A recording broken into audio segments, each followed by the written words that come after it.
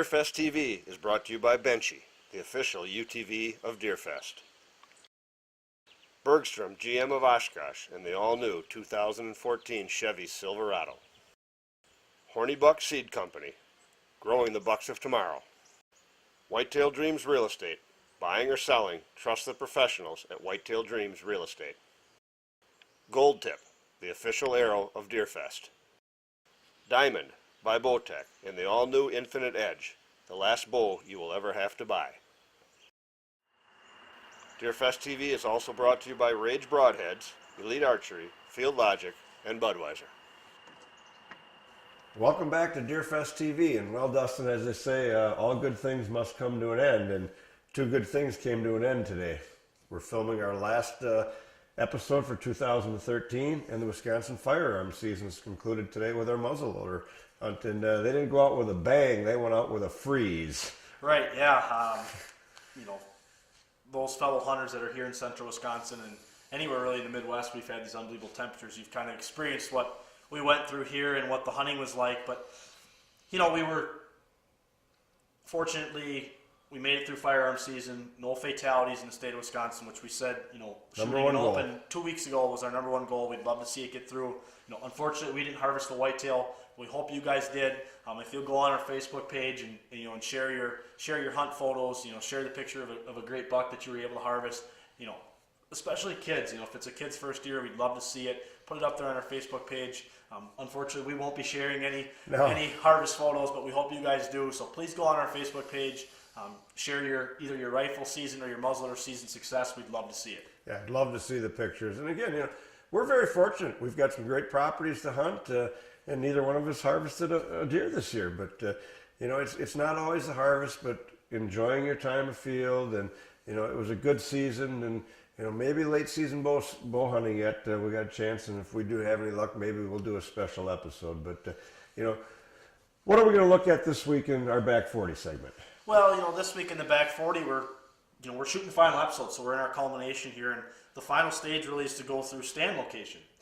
So we're going to sit down, we're going to look at the map, we're going to talk about prevailing winds, and we're going to talk about where we're putting sets and why we're putting them there, because we really want to help you guys as viewers set your properties up to hunt, from opening day until the closing day.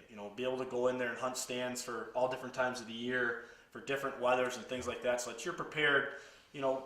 We're fortunate we can go out and hunt just about any day of the week, and this is, we're out filming constantly, but for those guys that are weekend warriors, they've only got Saturday and Sunday to hunt. Those are the guys we really want to try and be informative to and help out. Maybe you get a day where it's bad weather on the weekend. Well, instead of blowing a hunt and not being able to go, we want to be able to help you guys, give you some tips so that you can get in the woods, every chance you have. Sure. Well, and I guess the other good news we have with the Back 40 segment is I guess we really did our job. At the start of this whole project, we told you how the ultimate goal was to improve this property. It was a property listed for sale at a premium price. And, working with Whitetail Dreams Real Estate, we knew that we were going to have to enhance this and really make it ideal to draw that type of a, per acre price. And the property sold. It sold during the course of the season. So that's tremendous news. The only sad thing is it didn't allow us to finish out a rifle season there. We weren't able to rifle hunt it at all, and a lot of our plots were set up for late season cold weather. So I really look forward to talking to the new owner to see how they did, because we know they saw a lot of deer and a lot of good deer. Yeah, we set out, that was the goal. We want this property to sell. We couldn't have done it without the good friends over at Horny Buck Seed Company, Doug Kostreva. The food plot seed, unbelievable, guys. You got to go and check it out. If you're a serious deer hunter and you're big into food plots, go in, check them out, check their products out. We used them on that property, and I think we were both just floored and taken aback by the results. The food plots came up, they looked awesome, and the deer loved them. That's the most important thing is, a lot of people get caught up in seeing these food plots on TV, these, waist-high, green, lush, and they think that's what their food plots have to look like. But really the most important thing is that the deer eat them. We couldn't have done it without you guys, so thank you very much to you guys over at Horny Buck Seed Company. The products were awesome. Please go on, check them out. I promise you, you will not be disappointed in their products. I got 3 or 4 words, I don't know if they're plural: Sweet Frost and Dead Zone. Yeah, 2 unbelievable products. The deer absolutely loved them. And the thing that we really enjoyed about them is they gave us full year attraction. You get the greens early in the year. It's something for them to eat. before the frost hits, all of a sudden that frost hits, and the turnip bulbs and the radishes turn into really sweet, and the deer love them. But Dad, we're closing in the season, so what are you closing Young Bucks up with? How are we culminating that experience? We saw last week how Megan was finally able to take her first whitetail, and it happened to be a nice buck. So we're going to look back at some of the highlights of her season, and our goal there with that project was to take a young person who had never hunted and get them involved in the sport of hunting, show how much fun it can be. And again, we were successful. We took Megan from ground zero to harvesting a whitetail buck. Great project. Look forward to doing it again next year, working with another young person who's interested in getting involved in the sport of hunting. So, that went really, really well for us again this year. What about Deer and Deer Gear? What do you got? Well, this week on Deer and Deer Gear, we're down at the 2013 ATA show again, and you've seen a lot from us there at the ATA show on Deer and Deer Gear, and the reason we do that is we feel it's important for the people who created these products, who were the innovators behind them, to really get out and be able to get out something, from behind the scenes, get out in front of the camera and explain what makes these products so great. And this week we're sitting down with ScentLok, and I think it's a really important week because you look at ScentLok and you look at the new outfit compared to things you see from them in the past, and it just looks something that's totally different and radical. It doesn't really look, if you looked at it, you wouldn't really correlate it to ScentLok, but they've done a lot of really, really cool things to their lineup, some really neat features. I think you guys will really love it and enjoy it, so make sure you guys check this segment out this week, and then go on and check them out on the internet, look at their products, head down to your local sporting goods store that carries it, and check it out. Yeah, absolutely. Great products from our friends at ScentLok. And then, on Deer Raw, we mentioned Sweet Frost. You got a deer playing around in a little bit, having some fun with one of the Sweet Frost turnips. Yeah, there was some footage that was shot throughout this course of this season on that project property.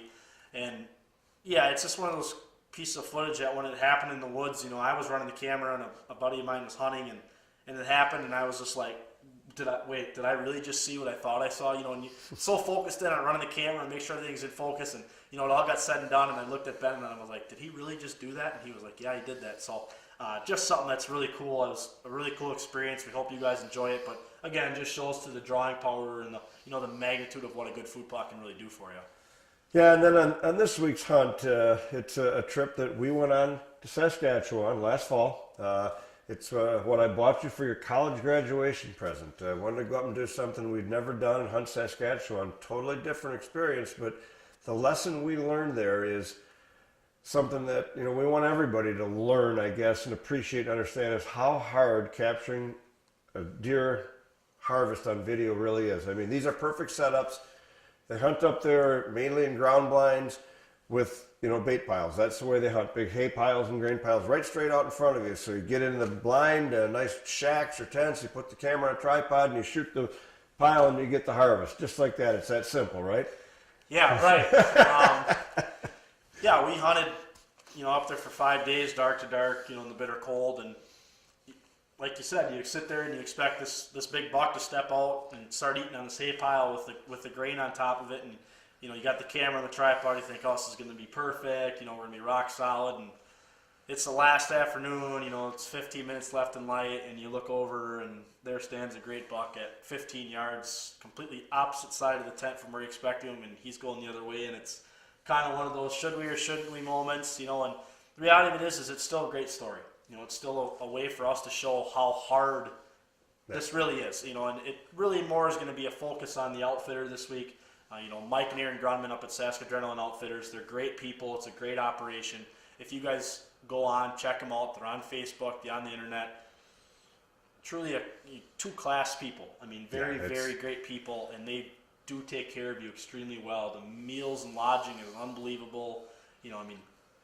If you are going to go up there and experience Canadian, northern Saskatchewan, cold weather, deep snow, whitetail hunting, you have to go check them out. They really will do an unbelievable job of taking care of you, and they will get you on a deer. You will see deer, and you'll have a chance at a pretty good buck when you're up there. I've hunted with dozens of outfitters through the years, and there aren't two better people than Mike and Aaron. Nobody will work harder than Mike does to get you on a deer.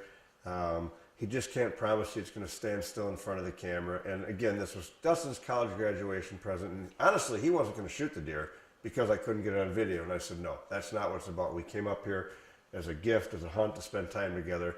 I said, kill him, shoot the deer. And I'm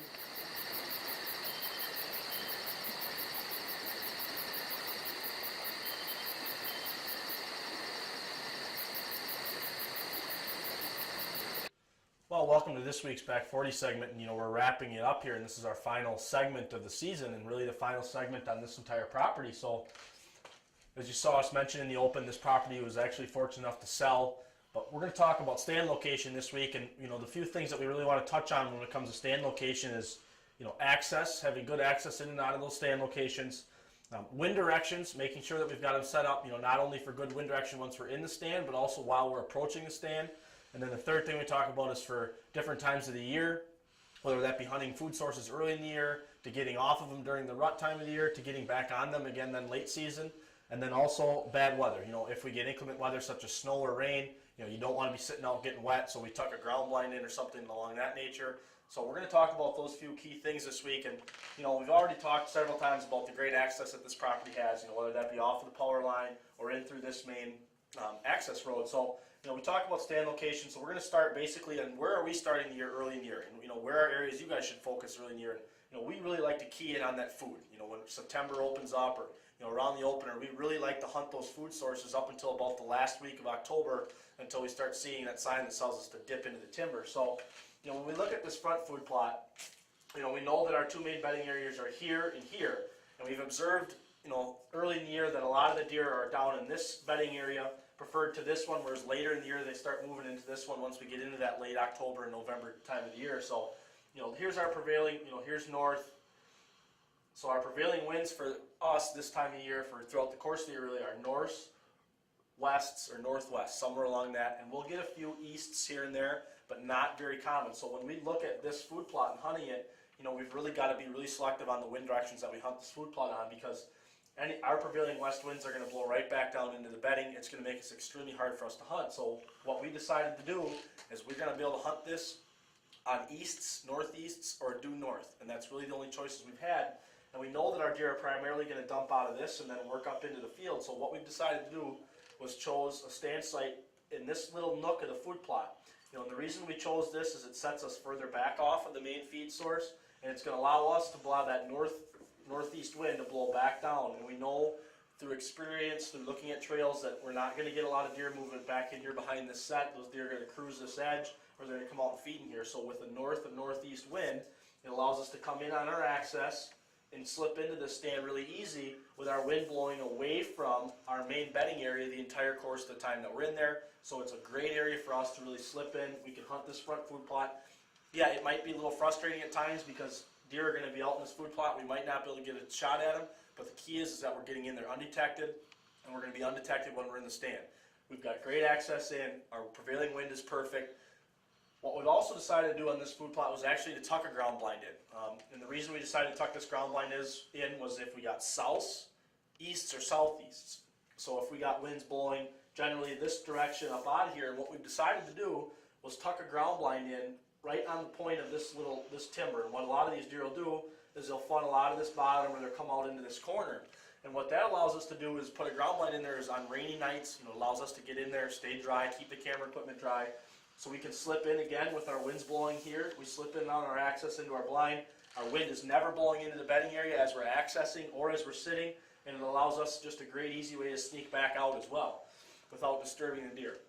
So those are the two stand locations that we've chosen on that field. It allows us a great rough weather spot if we got rain or any kind of moisture that's falling. We don't want to sit out in the stand and get wet, but it also allows us a secondary wind directions. We can hunt these on basically on any east we can hunt this field, and then also due north or due south by putting a stand on each side. It allows us to hunt that on each wind direction. When we moved down, we talked about this food plot, and we looked at it, we said, okay, we really need to get a stand set for a west, because prevailing west winds are really what we got to focus on here. And the reality of it was there really just wasn't a good spot for a tree stand in this field. And so we kind of talked about it. We said, well, we love having ground blinds. They're fun to sit, and it also allows us a great spot during bad weather. What we decided to do was actually come in, and this is all marsh grass in here, and what we're going to do is we're going to tuck a ground blind right up in this top corner. It's going to be set in tall marsh grass. We'll be able to hit it in here, and the deer that are going to come out of this bedding are all going to enter the field A lot of them enter into this point here and then into this corner here. So by being up in here, it allows us to sit on a west or a northwesterly wind, which is our prevailing winds, along with the north, be tucked up in this corner. You know, we're never getting our wind blowing into the bedding area. And the beauty of it is by using this access to come in again on a west wind, the wind is always blowing from the bedding to us. So as we enter here, our wind is never blowing back into the bedding area as we enter. It's not blowing in as we sit.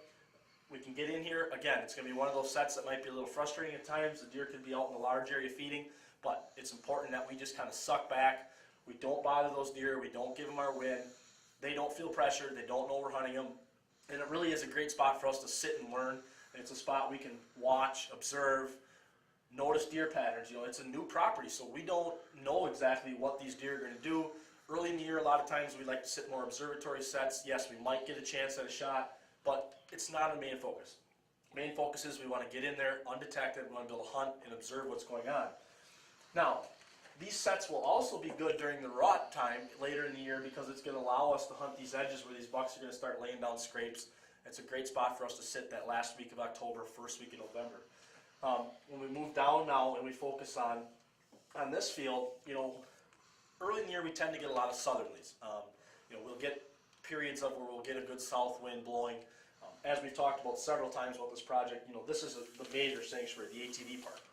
And what we've done is we've gone in and put a food plot in here, and what we've done is we've hung a stand on this little side hill in a pine, and we've hung it fairly high to gain ground above this little bit of elevation change on this hill rise so that our wind does not bounce back off that hill and come back down into the food plot. So the stand's up pretty high, but our wind's going to blow right over the top of the hill. And what that's going to allow us to do is to sneak in. Again, we're hunting a southerly wind flow, so here's our bedding. Our wind is going to blow out from the south. We can enter in off of this road, walk our access road right down in here, slip right into the back side of the stand. Our wind never blows into our bedding. We've got a south. We're set in. We're perfect. Like I said, if you've got any kind of structure behind you, sometimes it's important that you hang that stand high enough that your wind is going to blow over the top of that structure so that our wind's not bouncing back off that hill and then wrapping back into the food plot. Again, this is going to be another spot that's going to be awesome for us come that last week of October, first week of November. Bucks are really going to cruise this edge. You know, checking for does. They're going to come out of the bedding. They'll check the edge of this food plot, and then they'll duck down and come back down towards these big egg fields.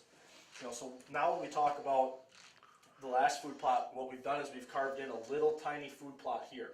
We went in. It was not a field. It was just an area that we carved in, and we really were trying to create a transition zone.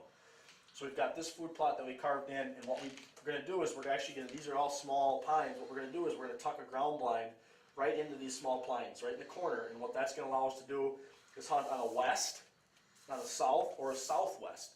So again, it just gives us another wind opportunity, an area that we can sit on a different wind direction, get in there, get set, and not have to worry about bumping deer. And what we've observed from sitting here is that most of the deer, again, are going to come out of this large sanctuary, this bedding, and they're going to filter through and hit this small food plot before they work their way out into these big egg fields.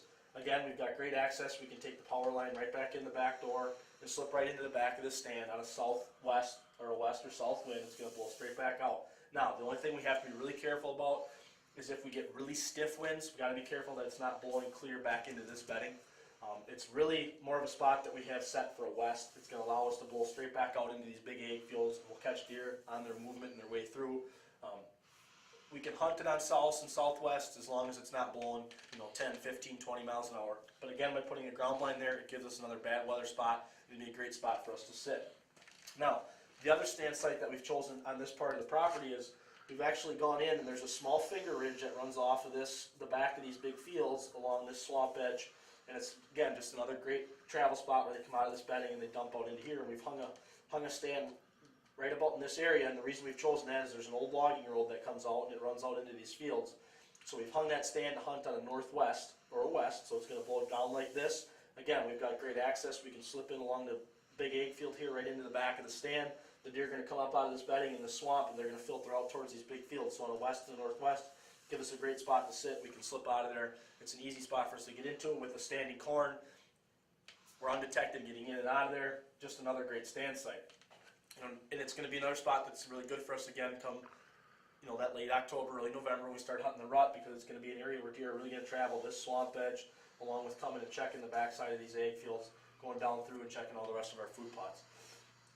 Another stand site that we've chosen, the reason we've chosen this is we know this is our major bedding area, and we want to be able to hunt it on wests and northwests on our prevailing winds. but we know this is gonna be more of a rut time spot because we're gonna be really slipping into the bedroom. What we've decided to do is, we've got the major county road that borders this edge of the property, and we've decided to slip in. We're gonna slip in and hang a set. There's a rock outcropping, a rise of rock outcropping along this field edge. So what we're gonna do is actually slip in, and we're gonna hang a set right on top of that large cropping. There's a major creek crossing that dumps down across and comes across the road. What we're gonna do is we're gonna get in here, and we're gonna hang a set so that we can hunt on the west, on the prevailing west wind, where we're gonna be able to slip right in off the road and get in here, and it'll allow us, being on that rock outcropping, give us a little elevation advantage, and we'll be able to actually watch pretty much most of this entire creek bottom bedding. So it's going to be a great spot for us during the rut. We're going to be able to slip in, get on top of that rock outcropping, and check deer running up and down this creek bottom, checking this bedding. Deer love to run creeks. It's a great spot during the rut. It's an easy way for them to travel. Does love to bed by creeks. Bucks know that. So what these deer will do is they're just going to run these creek bottoms back and forth, checking for does. We know this is a major bedding area, so it's going to be a great spot for us to be able to slip right in. Easy access again.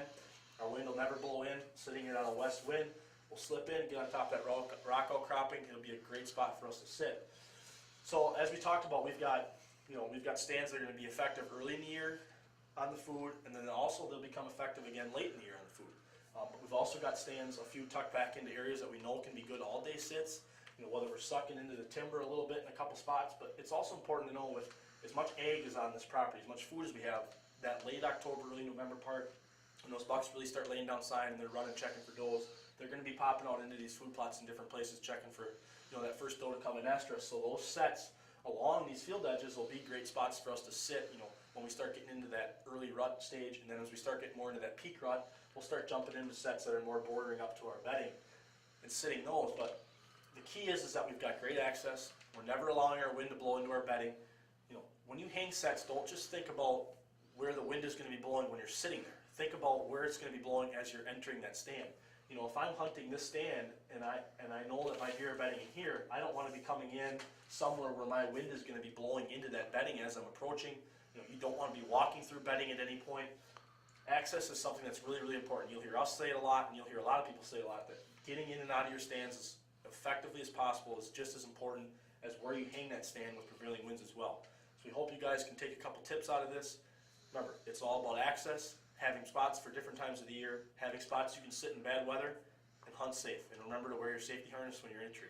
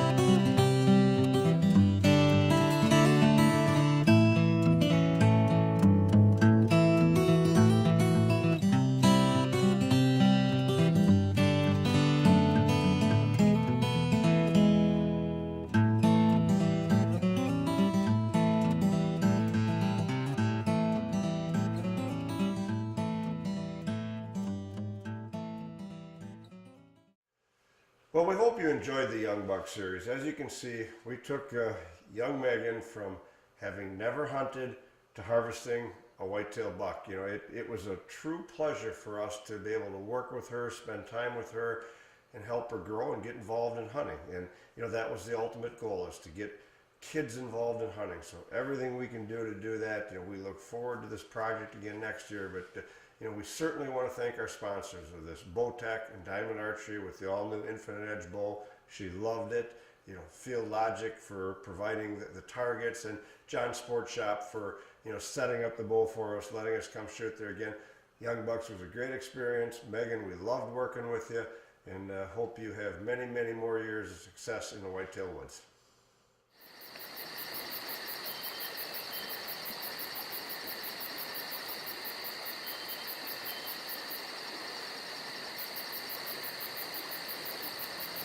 I'm Alex Gilstrom with Sunlight Technologies here at the 2013 ATA show. This is a product for this year that we're really excited about. This is the new AlphaTech. It's a midweight suit similar to our full season fabric. It's textured to be more durable. DWR treated to shed light moisture. Kind of the unique thing is it's actually it's kind of a pullover hybrid design. It's got a 3/4 inch zipper right down. It's got these side flaps that you can zip up to make it really simple to dress and undress in the field. But by doing that, it also gives you room as it gets later and it gets cooler temperatures. You can layer underneath it and actually customize the fit by giving yourself some more room with these side zippers. By making it kind of a pullover, what that's done is it's allowed us to put this full-length kangaroo pocket in the front.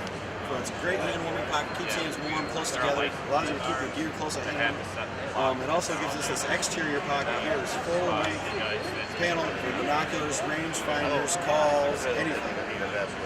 It's got a full panel on the left side, a chest pocket that you can put, again, rangefinders, cell phones, anything like that in it. It's super quiet, super durable.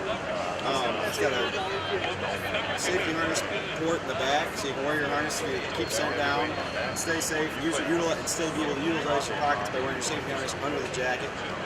It's got non-slip shoulder panels on the shoulders and elbows for backpack straps, gun slings, all that good stuff. So.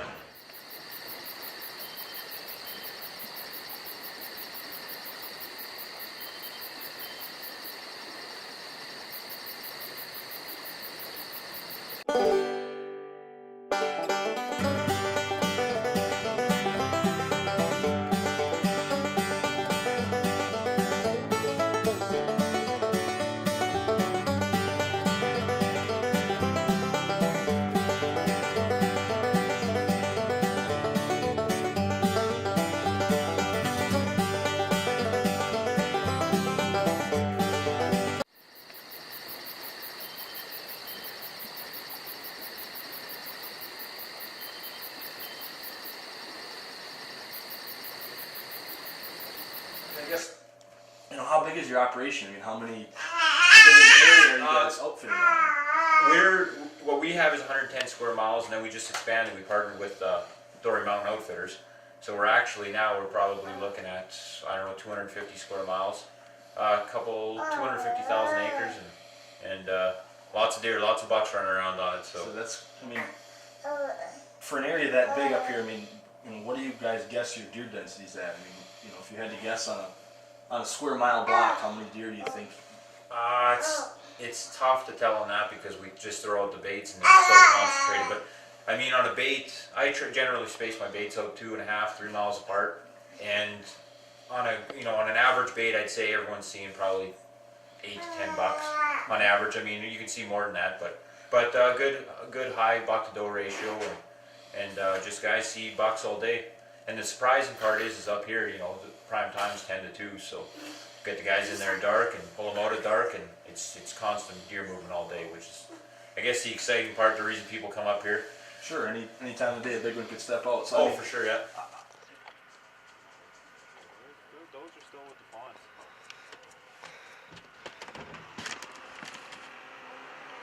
Mike, how easy are you going to make this for people? Well, it's going to be tougher than that, I hope.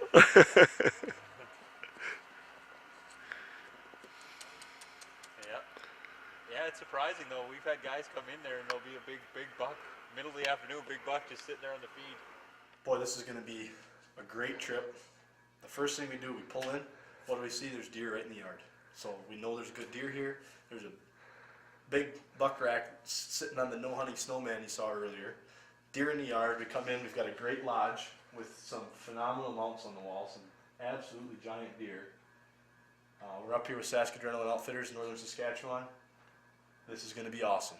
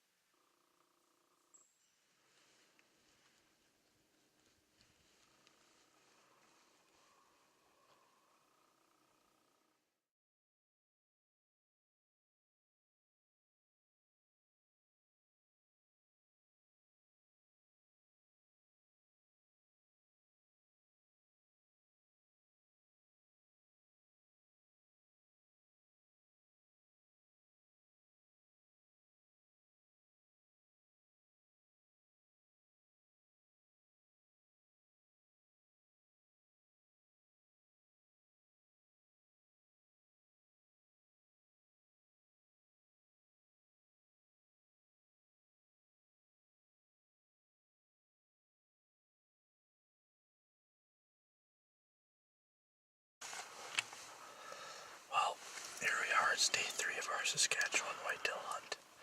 Up here with Mike and Aaron Grundman of Saskadrenaline Outfitters. We're in the same blind we were in yesterday. And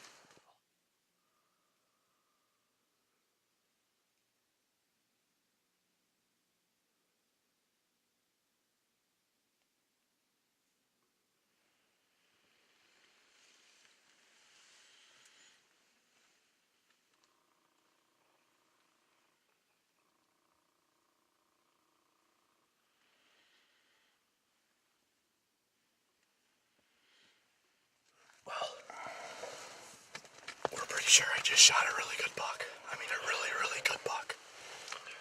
Unfortunately, we did not get the kill shot on film. In fact, we didn't even get the buck on film at all.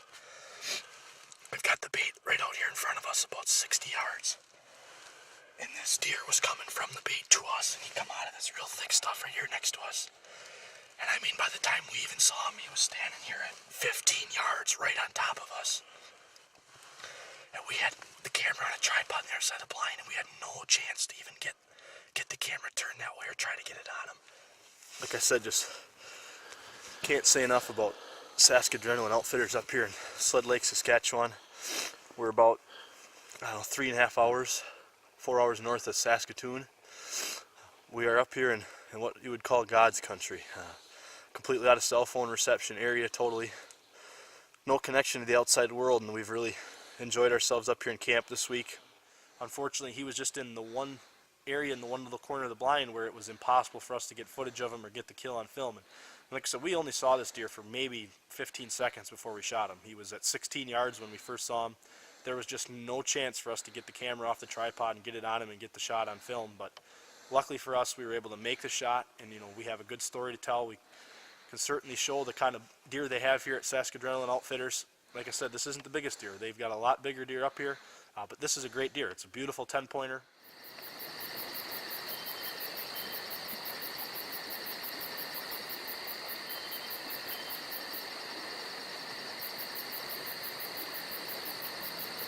All right, so now we're 2 weeks before Christmas. You got to buy a gift for that hunter on your Christmas list.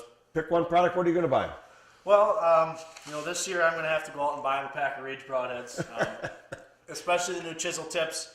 As you'll see in season 2, these kind of saved my butt this year in Wisconsin on a extremely big, mature 4-year-old 8-pointer here. And Yeah. I made a less than perfect shot, but I shoot a Rage, and I got really lucky that the broadhead did the damage that it needed to do. We were able to harvest a deer, and I'll be honest, if it wasn't a rage, we may not have ever recovered this deer. But the damage that these things do, and if you've never shot them, you have to try them. And everybody, I was skeptical when we started shooting them and things like that. And I remember shooting that first deer with one, and watching it fall in plain sight, and then going up and seeing the entry and exit wounds, and I said, okay, I'm sold. I'll never shoot another broadhead. So I just want to say thanks a lot to the guys over at Rage. I owe you one for this year, so please do. If you're going to go out and buy that loved one a hunting gift for Christmas, go out and buy them a pack of Rage broadheads. I've got the chisel tips here. That's what I shoot. They got a lot of different products in their lineup, specifically for different kind of hunters. Whether you're shooting a crossbow or you don't shoot very high poundage, they've got a broadhead to fit you. But please go out and give them a check. And if you're going to buy a Christmas present, do your hunter a favor, buy them Rages. Yeah. I can't believe what happened with that deer this year, where you hit it, how quickly it expired. It was just rage. For me, it's simple, and I said this during our product review. For me, I like big things, so somebody's going to get a Watson airlock bag. Again, I think this is one of the greatest things that come out in the last several years. These airtight storage bags, and we've got Matthews, so ours come in Matthews Lost Camo, but they come in all different colors and patterns. I mean, the amount of things you can fit in here. It's the end of the season. We're done hunting. I'm going to be able to put all of my hunting clothes for all seasons in this bag and store it over the year so it won't get full of scent. So again, Watson Airlock, go visit them online and make somebody really happy for Christmas.